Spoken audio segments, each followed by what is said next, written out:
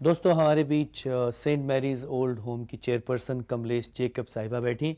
आइए इनसे पूछें कि कमलेश जी, अक्सर ऐसा देखा गया है कि जिन बुज़ुर्गों को बच्चे ओल्ड एज होम में छोड़ जाते हैं, वो इतना सब हो जाने के बाद, इतनी मुश्किलों के बाद, इतनी तकलीफ़ों के बाद भी खुलकर अपने बच्चों की बुराई नहीं करते, उनके बारे में कुछ ज़्यादा नहीं बताते हैं, उनको क्रिटिसाइज़ नहीं करते हैं। ऐसा क्यों होता है? ये तो मेरे ख्याल में कुदरती बात है जी। कि आपको अपने बच्चों से मोहब्बत प्यार तो रहता ही है, और जी। बच्चे कुछ भी करें माँ बाप मेरे ख्याल में उनको बहुत हद तक माफ़ करते हैं। हमारे सामने एक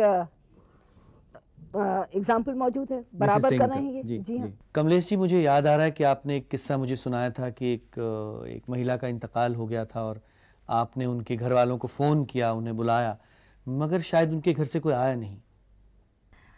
उनका बेटा जो था उसको हमने बताया कि तुम्हारी मदर की हालत बहुत नाजुक है, जी। वो कभी भी गुजर सकती हैं।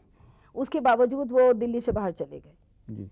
और जब वो इंतकाल कर गई तो हमने उनके यहाँ फ़ोन करा, बताया कि भाई उस दिन रात को बारिश भी बहुत हो रही थी, उसके बावजूद हमने उनको खबर भिजवाई कि भाई आप आ जाइए, वो गुजर गई हैं। जी।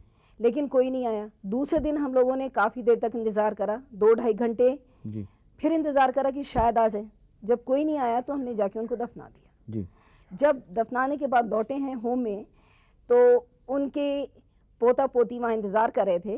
इनके पास एक पुराना ब्लैक एंड वाइट टीवी था और कुछ सामान था उसको लेने के लिए, लेकिन उनको दफनाने के लिए कोई नहीं आया।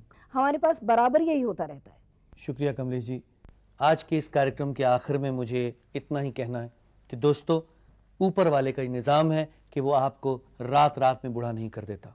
उसका निज़ाम है कि वो आपको धीरे धीरे बूढ़ा करता है।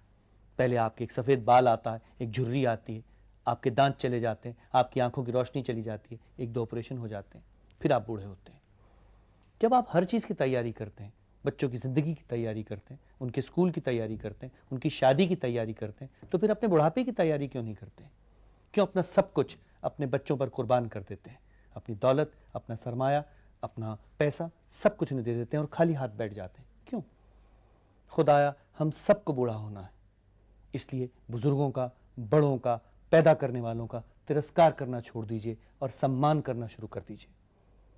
हमें कोशिश करनी चाहिए कि अपने इस मुहिम में हम कामयाब हों, अपने इस मूवमेंट में, अपने इस आंदोलन में हम कामयाब हों। हमें कोशिश करनी चाहिए।